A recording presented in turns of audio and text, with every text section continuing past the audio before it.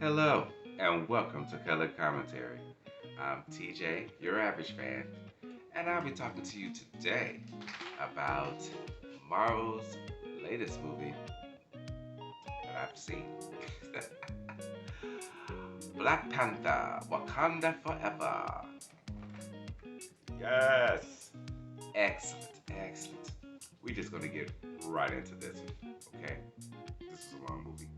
Spoilers! Okay, so Black Panther Wakanda Forever. Oh wow, this is such a good movie. I enjoyed it so much.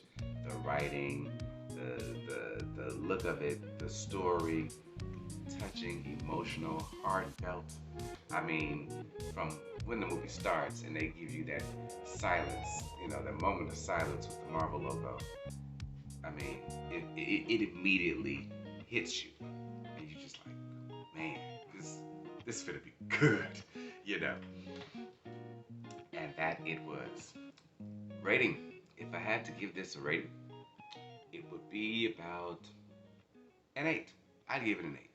Maybe 8.5. And here's why. Um, I recognize when this movie was made, and so the issues that I take with it come from that. There were some special effects that you could kind of tell was green screeny. There were some times when they had Shuri in the Black Panther outfit, and I didn't really feel it. It looked like it was an insert into the scene, and she didn't look as real as I felt like she should have looked.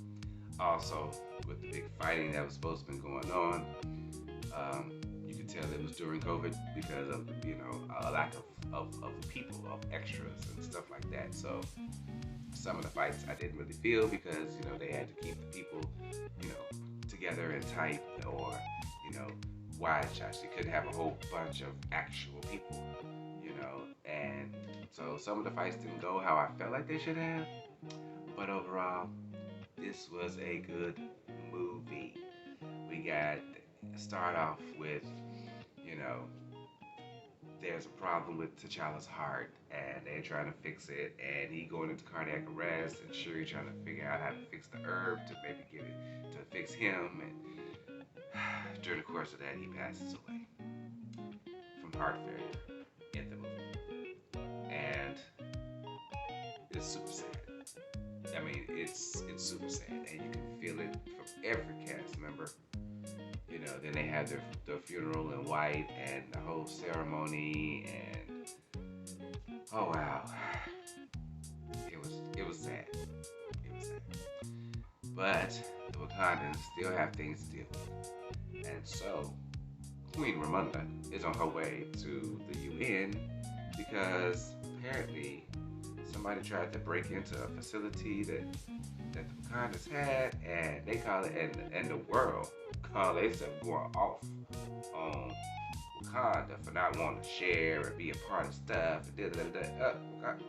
Ramonda got them right together. Here is why we don't F with y'all. Okay? Here's your soldiers. They back. We didn't even kill them. Try stealing our crap again. It's going down. We are not weak. We may have lost our king, but we still got enough strength and power to protect ourselves. Don't try it. In essence, that's what she's telling me. Don't try it. I was like, go ahead on, Ramonda. Queen Ramonda, baby. Whew. So, after all of that drama, they go back. The queen is trying to get Shuri to, move forward. It's been a year, maybe a year and a half, and she's trying to get release herself from the mourning of her brother. Burn her funeral clothes, and she don't want to do it. This is when Namor pops up and threatens them. Talking about, I need you to go find this scientist who done built this machine that can find vibranium, because y'all let the world know about vibranium. That's the only reason they looking for it. So it's kind of y'all fault, and y'all need to fix it. So bring me the person who made this machine so that I can take them out so they can't make no more and everybody be happy. Of course, Queen not feeling these threats, but a vibranium detector is a big deal, so we need to find out who's making this thing. So Koyeg is going. Shuri wants to go. Queen says no. Okoye begs. Queen says fine. So Shuri goes. They go to MIT with this girl, Riri Williams is the girl, aka our future Ironheart, is making is just attending school. She come to find out that this machine was just a class project. It was a homework assignment, and because her teacher said she couldn't do it, so she proved them wrong. That was it. She wasn't like literally trying to find vibranium, but she's super smart, super smart. So that's a plus. Pardon me. So through the course of all of that, the Nemorans, the Talakans, they're from Talukan, and their leader is Namor. They attack while they trying to get her on out the city. They're like, okay, girl, you need to come with us. They trying to kill you.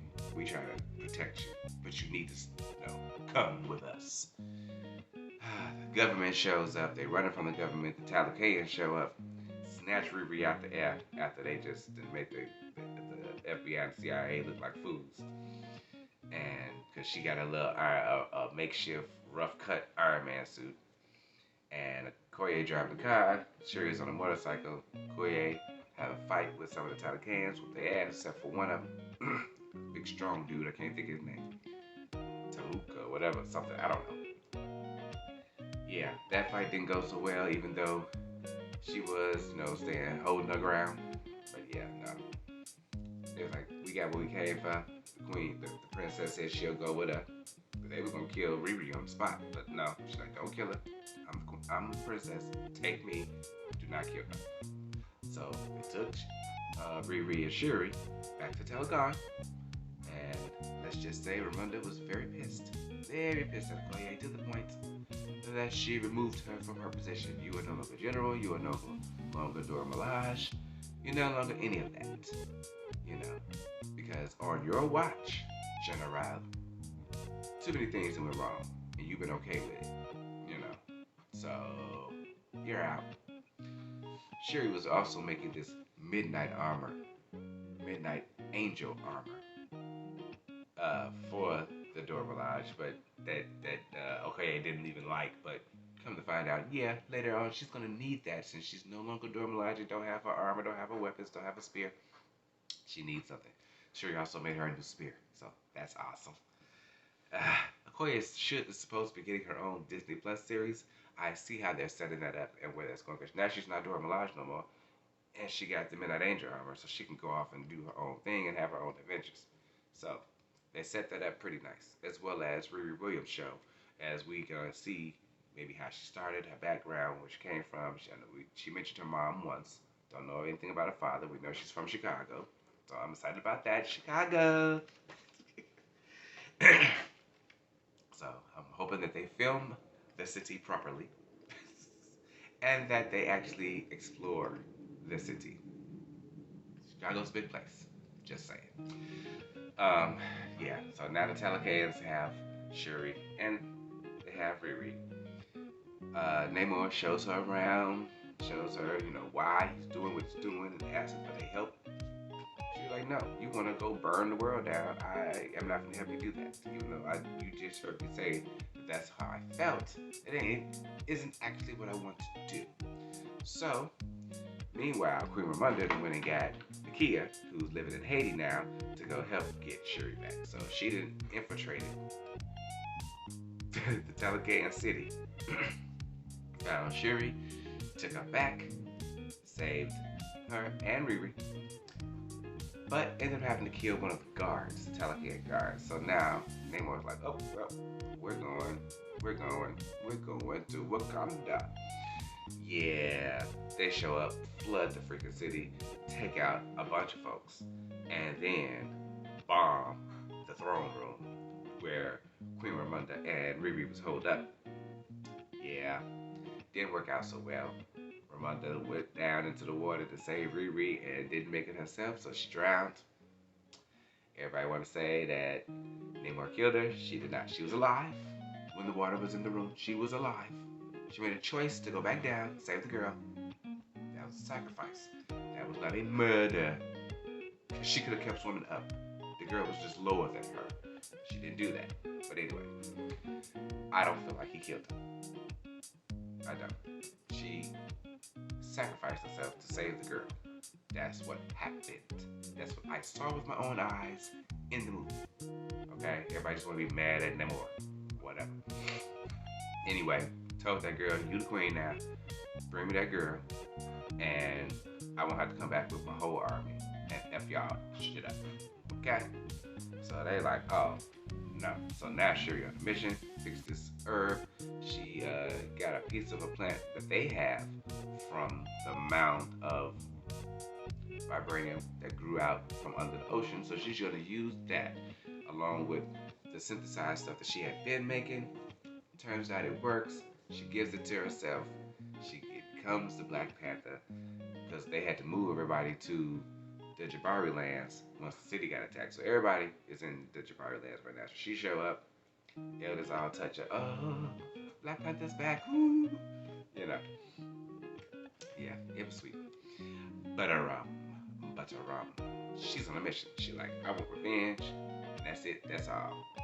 You know, and Mbaku like, you sure? You sure that's the route you want to go? Oh, okay. You know, I can't really stop you. So, yeah. She's on a mission. So she came up with a plan to dry him out because he seems to get stronger when he gets in the water. That's where he draws a lot of his strength from. So they done rigged one of the ships with evaporation things so that they can get him on the ship. So they set a trap. Set off one of the sonic detector things. That means he coming with a group of his people to try to take it out because they don't want it detected in the ocean. Yeah, it's a trap. It's a trap! And it's actually the Wakandans on a big, stealthy, hidden ship that they reveal, which is why I said there should have been more people, but I understand it was quarantine. You couldn't have that many people. So, fight ensues on the boat. Telecans, Wakandans, fighting it out. Shuri starts to fight with Namor. Riri shoots him out the sky. He falls into the ship. They go off. She's taking him to the desert. Yeah, so she's already drying him out inside the ship. She's taking him to the desert, where they crash land. Meanwhile, this is when the Midnight Angels show up. Okoye and I can't think of the other girl's name, but they show up, start helping Wakanda's wreck shop on the Telecans. Okoye get her revenge on the big dude that she was mad about. That all worked out, except for there's still a whole heaping hell of a lot of Telecans crawling out of the water, crawling up this boat. So they're starting to become outnumbered. But the fight that's going on the beach with Shuri and Namor is going hard. They pulling no punches. You know, I mean, literally not pulling the punches. Kicks, blows of any kind, they giving it to each other. And it's crazy. To the point that I mean, she had him down. She had finally got him down. And then he found the spear, turned around, stabbed her in the chest with it, and stuck her to a piece of concrete. So she had to cut that off, pull herself off of it.